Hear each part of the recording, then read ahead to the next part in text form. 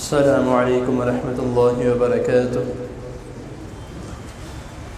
نحمده ونصلي على رسوله الكريم اما بعد احسن الكلام كلام الله واحسن الهدي هدي محمد صلی اللہ علیہ وسلم۔ حضرات محترم، اللہ تعالیٰ کی توفیق سے دوست احباب بزرگوں کی دعاؤں سے قصر نماز اس کے متعلق آپ کے سامنے اختصار کے ساتھ اسباق بیان کیے جا رہے ہیں۔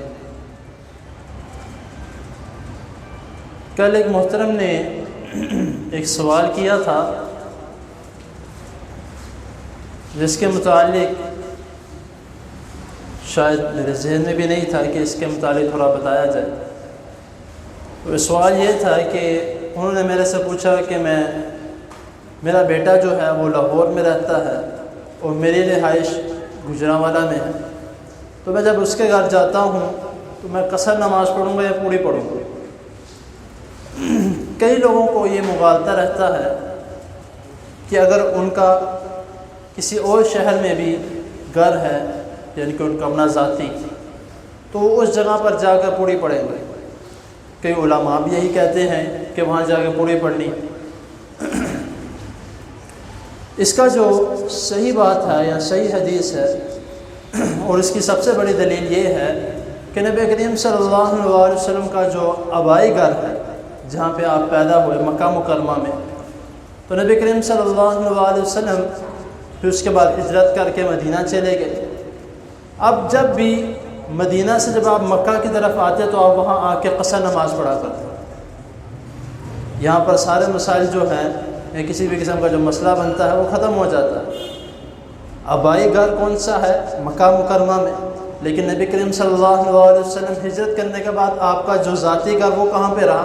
مدینہ میں۔ تو اس سے یہ سبق ملتا ہے کہ جس جگہ پر آپ کا رہنا سہنا، کاروبار، کھانا پینا، جس جگہ پر آپ سوتے ہیں، جس جگہ پر آپ رہتے ہیں، جس شہر میں، وہ آپ کا ذاتی گھر۔ اس کے علاوہ آپ کسی بھی شہر میں جاتے ہیں یا کسی ملک میں بھی جاتے ہیں، بے شک آپ کے وہاں پہ گھر ہے یا بے شک آپ کے وہاں پہ آباء و اجداد رہتے ہیں، وہ آپ کے لیے جگہ سفر والی ہے۔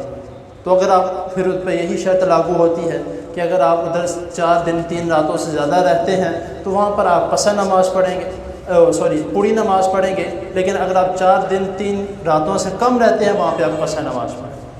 تو یہ ایک جو طریقہ کار، اور زیادہ تر لوگ یہ سوال پوچھتے ہیں اور کئی لوگ پوچھتے نہیں ہیں کہ شاید کوئی سمجھے گا کہ اس کے بارے میں پتہ نہیں ہے۔ ایسا نہیں ہے۔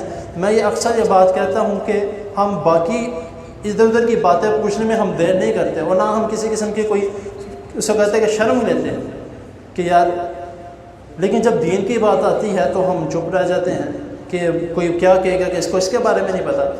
ایسا نہیں ہے۔ جو بھی چھوٹی سے چھوٹی بات ہو تو کوشش کریں کہ اس کے بارے میں علم حاصل کر لیں، تاکہ یہ نہ ہو کہ خدا نہ خواستہ اس کے متعلق عمل بھی کر لیا جائے اور وہ عمل بھی غلط ہو۔ تو اللہ تعالیٰ کے حضور دعا ہے اللہ تعالیٰ ہمیں جو سنا ہے اس کو سمجھنے کی اور اس پر عمل کرنے کی توفیق عطا فرمائے۔ اور اگر اس طرح کے کوئی بھی سوال ہو سفر کے متعلق یا قصر نماز کے متعلق، تو وہ نمبر جو ہے وہ تقریباً زیادہ تر لوگوں کو میرے پاس ہے، یعنی کہ آپ لوگوں کے پاس ہے۔ اگر کسی کے پاس نہیں ہے تو وہ سامنے وضو والی جگہ پہ بھی میرا نمبر لکھا ہے، تو آپ وہ نمبر دیکھ کے وہ مجھ سے رابطہ کر سکتے ہیں۔ سوال جواب جو بھی ہوں انشاءاللہ تعالیٰ اللہ تعالیٰ کے فضل و کرم سے صحیح احادیث کے مطابق میں اللہ تعالیٰ کے فضل و کرم جواب دینے کی کوشش کروں گا۔ اللہ تعالیٰ آپ کا اور میرا سننا اللہ قبول و منظور فرمائے۔ جزاک اللہ۔